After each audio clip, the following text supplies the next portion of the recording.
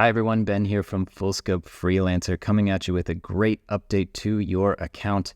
This time we have updated the form and survey builder, and we're going to make your life so much easier with this one. It used to be that when you wanted to add custom questions and custom options to your forms or to your surveys, you had to come up here on the left to custom fields, you had to click add, you had to go through a process that just took a little longer and was maybe a little more confusing than it really needed to be.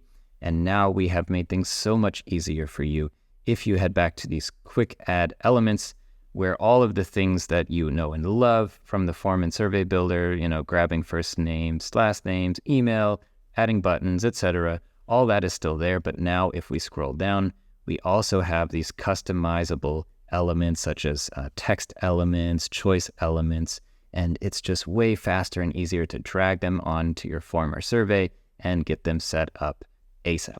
So let's say, for example, if I wanted to grab a checkbox element and I want to ask my customers the question, which service are you interested in?